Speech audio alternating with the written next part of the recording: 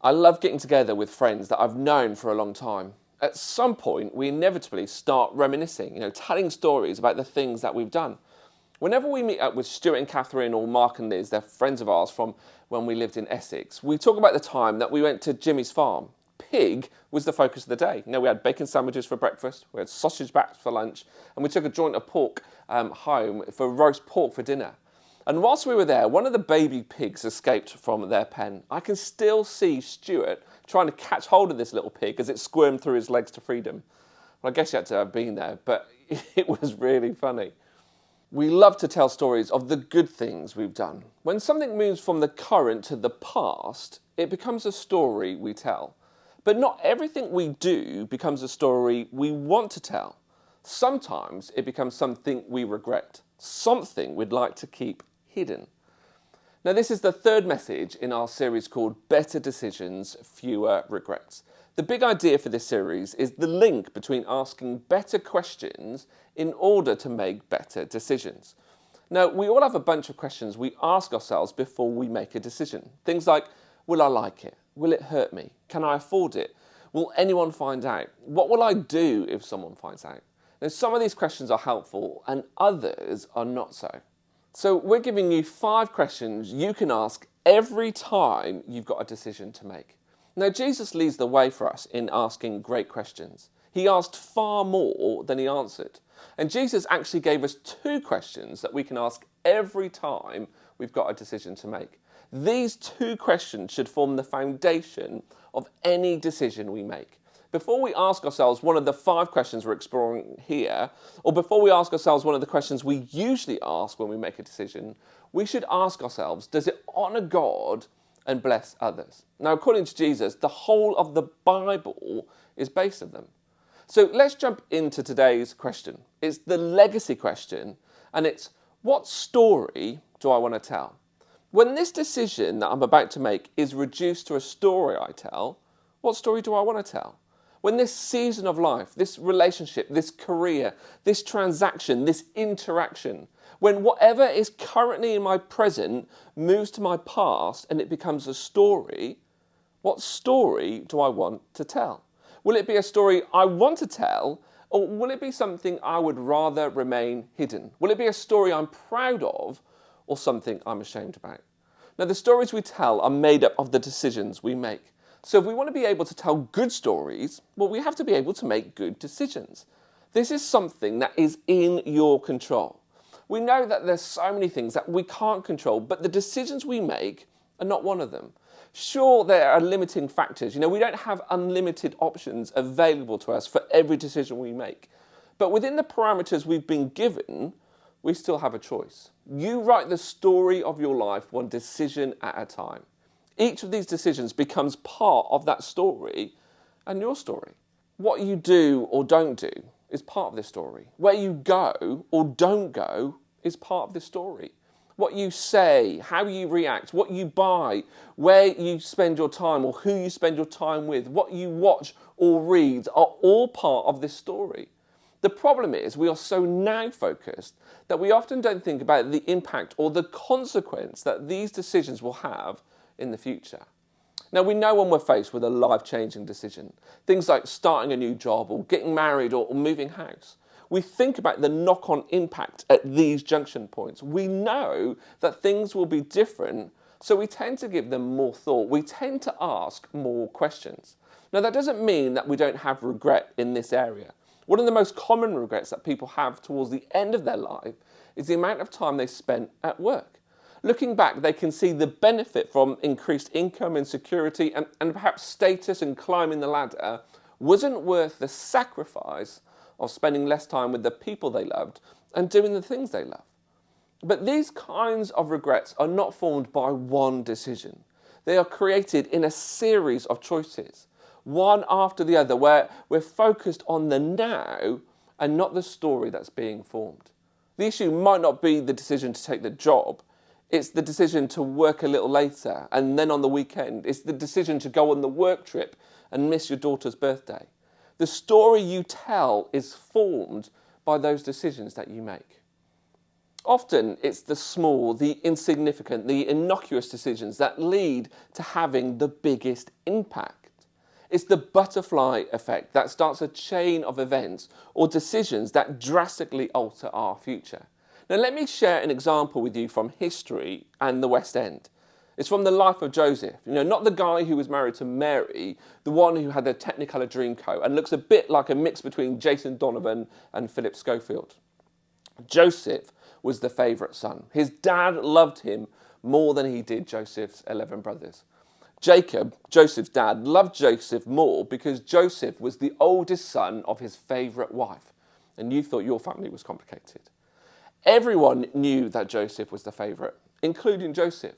Now, of course, his brothers were jealous of his favour, but Joseph didn't always help. He had these dreams that made it seem that one day his family would bow down to his feet. So Joseph did what any arrogant young lad would do. He told everyone about it. He wasn't content with being the favourite son. He wanted his older brothers to know that one day they would bow down at his feet. Now, needless to say, all this attention and this arrogance got a bit much for his brothers. So one day, they decided to kill him. Now, in the end, they changed their mind. Instead of killing him, they sell him as a slave to some slave traders who are passing by. After all, he is their brother. It was a bit more merciful and a lot more profitable. Now, what impact do you think this decision had on the story that they would later tell? Imagine years from now that they're at a party meeting new people and they introduce themselves. Hi, I'm Judah. I've got 11 brothers. Well, 10. You see, I was jealous of the attention that my dad gave to my younger brother. So one day we decided to sell him to a bunch of slave traders. We haven't seen him for years. He's probably dead by now. That's not a story they want to tell. In the future, as they sit around the fire with their kids or even their grandkids, it's not a story that will be asked to be told. Dad, tell us the story about the time you sold Uncle Joseph because you were jealous of him. It's not a story they want to tell. So they did whatever we do when we don't want to tell a story. They lied. They take his coat, the famous one with the song, the one with the many colours, and they tear it up and they dip it in some animal blood and they take it home. They show it to their dad and they tell him that his favourite son has been torn apart by a wild animal. His dad is heartbroken and they become liars for life. Please don't make a decision that will make you a liar for life. Whatever you gain in that moment will not be worth the years of pain and regret that will come in the moments that follow. Now, unbeknown to his brothers, Joseph finds himself in Egypt, where he's bought by a guy called Potiphar. Now, he's been kidnapped and sold twice in a short space of time. Things are not going great for Joseph. So what will he do now? How will he respond? How will he react? Lots of his choices have been taken away from him, but he still has the choice for how he will react, how he will respond in this moment. In the past, he hasn't always reacted well. He's allowed his status to be something that got in the way. Now he's got no status. So what would he do? Well, where most of us would choose to find a way out, to run away, or if that wasn't possible, we would choose to do the least amount possible, Joseph did the opposite. He wanted to be the best slave possible. So he threw himself into his work. He didn't have anything else to do. Joseph went from being the favourite son to the favourite slave. His status as the premier son was beyond his control. It was simply because he was the eldest son of his dad's favourite wife. But his status as the favourite slave was of his own making. This is how it's recorded in Genesis 39. Joseph found favour in his eyes and became his attendant. Potiphar put him in charge of his household, and he entrusted to his care everything he owned. Joseph's hard work brought him to the attention of Potiphar, who put him in charge of his entire household. Now, this in turn caused him to come to the attention of someone else, Potiphar's wife. She saw Joseph and she liked him and she wanted him. So she goes to Joseph and asks him to sleep with her. And Joseph is faced with a decision. He's got two choices, neither of which will end well for him. Things are just starting to look up for Joseph. And now this. How will he respond? Now, would you think any less of Joseph if he gave in to the demands of Potiphar's wife? She was probably making life more difficult for him, and if he continues to shun her, now surely things will get worse. It's pretty obvious that Potiphar's wife hasn't done this before. Joseph isn't the first slave she's tried to seduce, and he won't be the last. He could sleep with her and nobody would know. He could keep it a secret from Potiphar. But is that the story he wants to tell? Listen to what Joseph says to Potiphar's wife.